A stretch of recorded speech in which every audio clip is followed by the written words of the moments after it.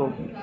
अच्छा, तो प्रोग्राम विषय बात करो जी। आज द केरला स्टोरी दिखाने के लिए अखिल विश्व हिंदू एकता मंच कर्नावती से आयोजन किया गया है और आज 250 से ऊपर बच्चियों को, जो कि कॉलेज की बच्चियां हैं, उनको ये फिल्म दिखाई जा रही है।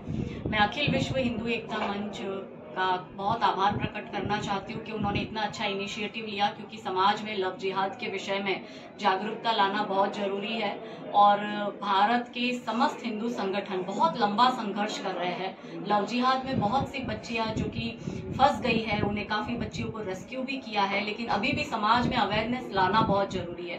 मैं काफी वर्षों से लव जिहाद के मैटर पर काम कर रही हूँ, काउंसलिंग करती हूँ, बहुत से बच्चों को हमने बचाया है, रेस्क्यू किया है। आप जब बच्चियों की वेदना सुनोगे कि कैसे बच्ची को पहले प्यार के जाल में फंसाया जाता है, फिर उसका धर्मांतरण किया जाता है। और जब बात हम इस फिल्म की कर रहे हैं, तो इस फिल्म में, जैसे मैंने पहले भी कहा था कि लव जिहाद का एक एंगल ड्रग्स भी है, वो भी एंगल सामने आया है और आतंकवाद का भी इससे कनेक्शन है। तीनों, मतलब क्योंकि भारत को इस्लामिक देश बनाने का एक बहुत लंबा षड्यंत्र पहले सिमी ने किया, फिर उसकी क्लोन पीएफआई ने किया। गल्फ देशों से पैसा आ रहा है और किस तरह से भारत को इस्लामिक देश बनाएंगे, तो लव जिहाद करो, अवैध कब्जा लैंड ग्रैबिंग करो, जिसको कुछ लोग लैंड जिहाद भी कहते हैं, धर्मांतरण करो। तो ऐसे करके पूरा षड्यंत्र था और कैसे बच्चियों को फंसा के धर्मांतरण किया गया। और जैसे ये केरला स्टोरी में स्टोरी है कि आप जानते हैं कि सबसे ज्यादा आईसिस आतंकवादी संगठन में भर्ती होने वाले भारत से जो लड़के हैं वो केरला से ही जाते हैं।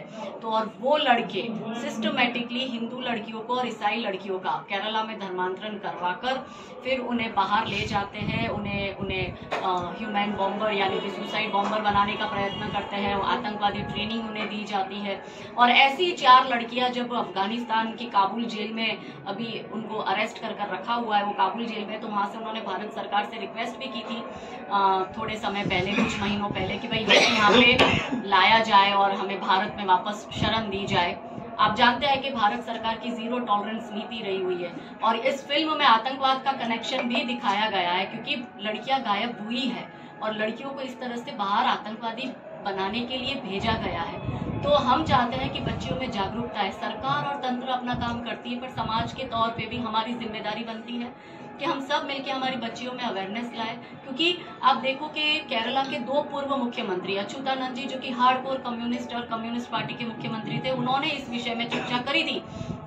फिर दूसरे कांग्रेस के मुख्यमंत्री ओमेन चड्डी जी ने इस विषय में चर्चा करी थी। केरला हाईकोर्ट के जस्टिस केटी शंकरन ने 2009 में लव जिहाद के विषय में चर्चा करते हुए राज्य सरकार को आदेश दिया था कि आप लव जिहाद पे कानून बनाओ। इसके सिवाय स्पेशल टास्क फोर्स की केरला ने 5000 केसेस की सूची हाईकोर्ट में दी थी, जो दिखने में सामान्य प्यार मोहब्बत के केस नहीं थे।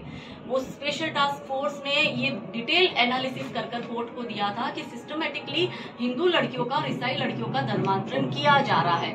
इसके सिवाय आप देखिए कि ये अब पूरे विश्व की समस्या बन चुकी है।